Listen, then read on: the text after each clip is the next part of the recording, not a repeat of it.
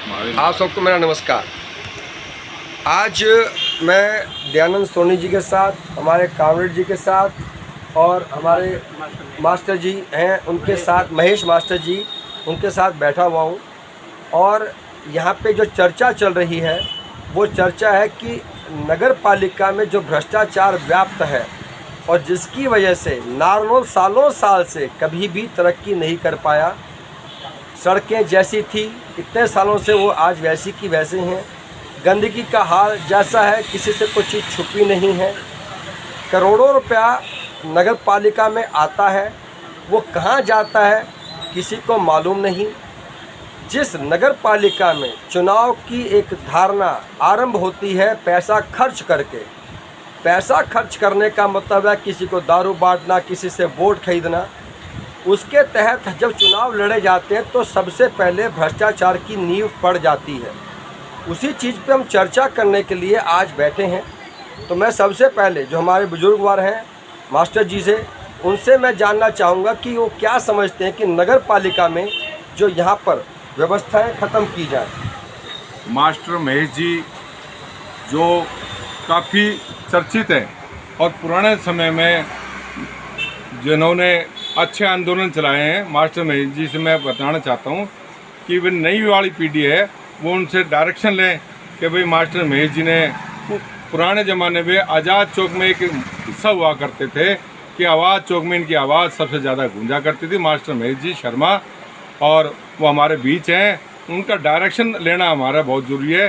Dilip ji comrade जी है, ये बहुत सुलझे हुए सिद्धांतिक आदमी, इनका लेना ज़रूरी है।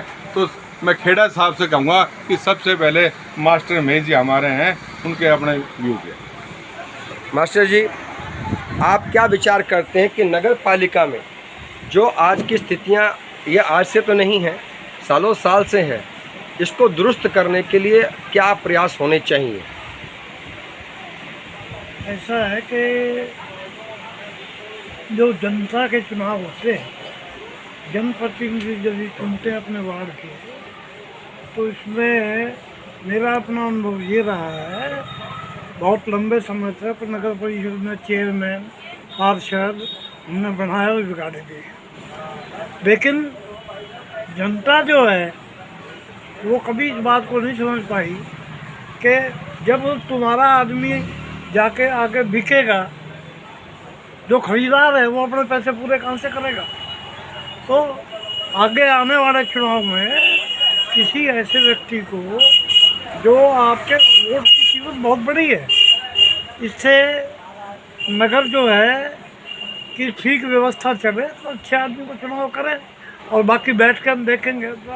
मैं थोड़ा बाहर चला गया था यहाँ से, अब मैं 2 महीने यहीं रहूँगा, इसी काम पे रहूँगा, इसी काम पे रहूँगा। बहुत खुशी है कि मास्टर जी का हमारे को मार्गदर्शन मिलेगा और आशीर्वाद मिलेगा कि इस मुहिम को और बड़ा बनाया जाए। अभी हमारे साथ कामरेड जी हैं जो ना जाने कितने आंदोलनों से जुड़े रहे हैं और ये किसी क्या कहते हैं तारुफ के मोहताज नहीं है।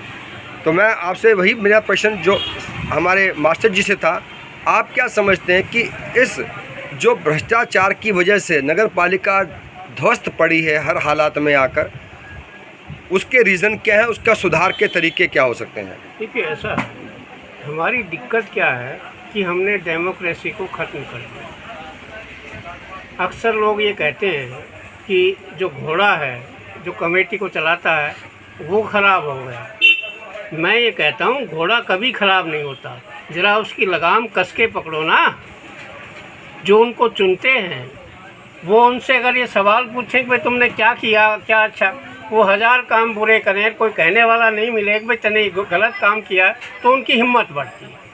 तो हकीकत में तो ये है कि जो शहर के स्तर पर डेमोक्रेटिक सिस्टम है वो करीब करीब कोलैप्स हो गया, और उसको अगर दोबारा ज़िंदा करने के लिए बहुत मुहिम ज़रूरी है। तो उसके लिए हमको कोई वैकल्पिक राजनीति पैदा करनी पड़ेगी। वैकल्पिक राजनीति ये है कि जवाबदेही हो और एक कोई ऐसा सिस्टम खड़ा किया जाए। जैसे मैं आपको एक पुरानी बात बताता हूँ। मास्टर महेश जी और अयोध्या प्रसाद जी जब नारनौल में रहते थे आज़ाद चौक में, तो हर इतवार को 4 बजे एक जलसा करते थे। तो सरकारी महकमे के ड्राइवर डरते थे, अरे बोले तुम गाड़ी को बीवी को बैठाकर मेम साहब को बैठा के चौक में ले जाना, वो मास्टर महेश बैठा हवा निकाल देगा। और अगर 10 पैसे भी कोई रिश्वत ले लेता था तो शाम को 4 बजे इतवार को आज़ाद चौक में जलसा होता था और किसी की हिम्मत नहीं होती थी कोई रिश्वत मांगे। तो इस किस्म से डेमोक्रेसी को जिंदा करने की बात और ये परंपरा आज़ादी के बाद से लेकर और 26 जून 1975 तक नारनौल में चली, हर इतवार को जलसा होने के बाद। जब 26 को जब इमरजेंसी लगी और ये लोग हम लोग जब सब जेल में चले गए, उसके बाद शहर की ये व्यवस्था टूट गई। हम समझते हैं, हम इस बात से सहमत हैं कि अब हमारी ना तो वो क्षमता रही ना वो हमारा जज्बा रहा, लेकिन हम चाहते हैं कि नई पीढ़ी को ये हथियार फिर से दिया जाए। और ऐसे लोग हैं जो इस शहर के बारे में चिंतित हैं, इसकी बहबूदी के लिए कुछ काम करना चाहते हैं और जो लूट का धंधा है इसको ख़त्म करना चाहते हैं। तो हम चाहते हैं कि कोई इस किस्म का ग्रुप आए, आगे आए और इन सारे के सारे सवालों के ऊपर लड़े, और कोई भी जो आने वाला कोई घोड़ा जो गलत चले उसके ऊपर चाबुक चलाकर उसको ठीक रास्ते पे ला सके, यही बात हम चाहते हैं और इसके लिए हम प्रयासरत हैं। धन्यवाद जी, आपने बिल्कुल सही बात कही इन्होंने कि जनता जागरूक नहीं है, और ये वाकई हमारे लिए शर्म की बात है। हम बड़े फ़ख्र से बात करते हैं कि इस पार्षद ने इतने रुपए खर्च किए। हम बड़े फ़ख्र से कहते हैं कि आज एक हमारा प्रधान चुना गया, उसने इतने करोड़ रुपए खर्च किए। उस पर हम शर्म नहीं करते, उस पर हमें गुस्सा नहीं आता कि यार ये करोड़ों रुपया जो खर्च किया जा रहा है वो किसकी जेब से निकल रहा है। ये उनकी जेब से नहीं निकल रहा, वो हमारी ही जेब से निकल रहा है। जब तक वो करोड़ों रुपए का ब्याज समेत मुनाफा मिलाकर नहीं कमाया जाएगा, तब तक ये भ्रष्टाचार रुकेगा नहीं। आवाज़ उठाना तो दूर, हमें तो बहुत शर्म की बात है कि हम लोग इस सिस्टम को बड़े फ़ख्र से स्वीकार रहे हैं। अगर यही चलता रहा तो व्यवस्थाएं ऐसी की ऐसी रहेंगी। अभी हमारे साथ दयानंद जी हैं जो कई बार पार्षद बने हैं और इन्होंने अक्सर लोहा लिया है जो सत्ता में रहे हैं, जो नगर पालिका में सत्ता में रहे हैं उनसे हमेशा लोहा लिया है। और आज उनसे भी जानना चाहेंगे कि अब वो उनके दिलो दिमाग में क्या है कि क्या करना चाहिए कि इस व्यवस्था को सही बनाया जा सके। जो मुट्ठी भर जो भ्रष्ट लोग बैठे हैं उनकी गिरफ्त से निकलकर ये व्यवस्थाएं किसी अच्छे लोगों के बीच में आए। दयानंद जी, सबसे पहले तो खेड़ा साहब का धन्यवाद करना चाहता हूं कि खेड़ा साहब ने एक सोशल मीडिया के माध्यम से आपसे रूबरू होने का मौका दिया।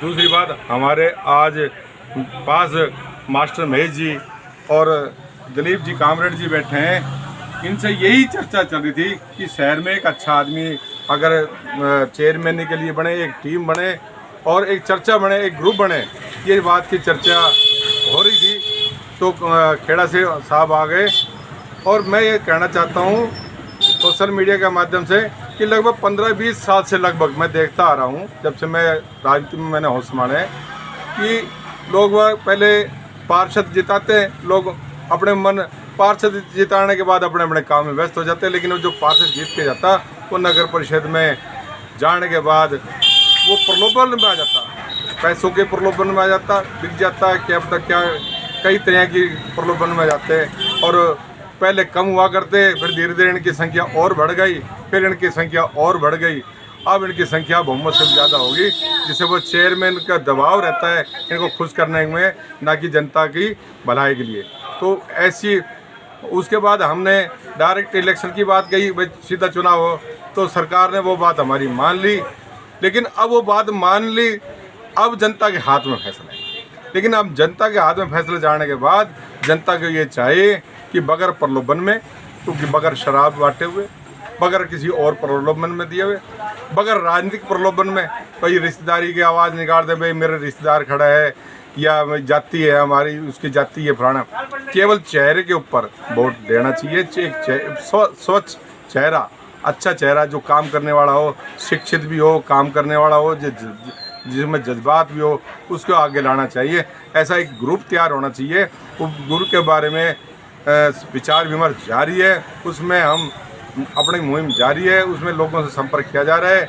और आज उस संपर्क की कड़ी में ही दलीप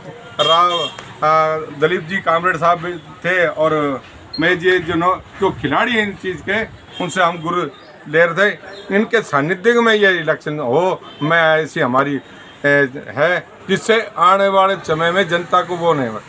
सबसे पहले तो मैं ये कहना चाहता हूँ कि हमें पार्टी नहीं देखनी भाई किस पार्टी का है, हमें कोई चाहे बीजेपी का हो चाहे कांग्रेस का हो, इस बात की नहीं देखनी। हमने एक स्वच्छ आदमी को देखना है, ढूंढना है, उसको देखना है, उस ग्रुप तैयार करना है। और वो ग्रुप कहेगा वो भाई आप पार्षद के इलेक्शन लड़ो तो वो पार्षद की लड़ेगा, आप चेयरमैन की लड़ो तो चेयरमैन। तो ग्रुप तैयार करके, ऐसा हमारे विचार है, तो ग्रुप जो निर्णय करेगा वो है। और कम से कम धन में पैसा ये बने, ये नहीं धन लगेगा तो फिर वही बात हो जाएगी। पानी की तरह पैसे बहेंगे तो फिर वही बात हो जाएगी, वो खींचेगा। तो 1000, 500, 200-400 आदमी ऐसे होते हैं जो प्रलोभित होते हैं, जो कमेटी से अपना फायदा चाहते हैं। इस प्रकार के आदमी ना आए। जो बिकाऊ जिला पार्षद रहे हुए हैं, जो नगर पार्षद हैं, वो तो कम से कम चेयरमैन या पार्षद की दौड़ में ना आए, ऐसी हमारी सोच है। और बाकी सब जनता के हाथ में, हम जनता से अपील करेंगे। और बहुत बहुत मेहरबानी है मास्टर महेश जी की, और दलीप जी कामरेड साहब जी की, और खेड़ा साहब की। और मैं अपने बहुत बहुत धन्यवाद। अब खेड़ा साहब।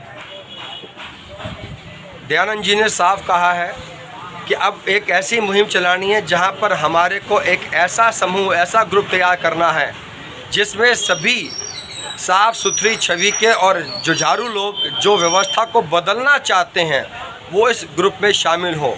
इस ग्रुप का मतलब समझे क्या कहना चाह रहे हैं। हर वार्ड से एक अच्छा व्यक्ति जिसको पैसे का लालच नहीं हो, सत्ता अगर चाहिए तो समाज नीति के लिए चाहिए, राजनीति के लिए नहीं चाहिए। ये व्यवस्था बदलनी है कि हमें राजनीति से समाज नीति की ओर आना है। और जितने वार्ड हमारे हैं, हर वार्ड से एक एक व्यक्ति हमारे साथ जुड़ जाए जो अच्छा है, लड़ना चाहता है और व्यवस्था को बदलना चाहता है, ना कि उस बुरी व्यवस्था का हिस्सा बनकर कमाई का साधन बनाना चाहता है। वह दयानंद जी से संपर्क करें, मुझसे संपर्क करें, कामरेड जी से संपर्क करें, हमारे मास्टर जी से संपर्क करें, ताकि ये ताकत बढ़े। ध्यान दीजिएगा, मुट्ठी भर लोग हैं नगर पालिका में जो पूरे के पूरे नारनौल को ध्वस्त कर कर बैठे हैं। आधा किलोमीटर सड़क भी एक जैसी पूरे शहर में कहीं मिलने वाली नहीं है। सफाई का हाल आप सबके सामने है। करोड़ों रुपया आता है, करोड़ रुपया चला जाता है। ये इसलिए वजह है क्योंकि अच्छे लोग घरों में चुपचाप बैठे हैं। डर्टी पॉलिटिक्स तब तक है जब तक अच्छे लोग इस पॉलिटिक्स में नहीं आते। हमें इसी डर्टी पॉलिटिक्स को ख़त्म करके अच्छी पॉलिटिक्स में बदलना है। पॉलिटिक्स वो जिसमें समाज का भला हो। तो गुजारिश है आप सभी से, इस मुहिम में जुड़ें, इसकी चर्चा करें और हमारे से संपर्क करें। बहुत बहुत धन्यवाद आपका, शुक्रिया।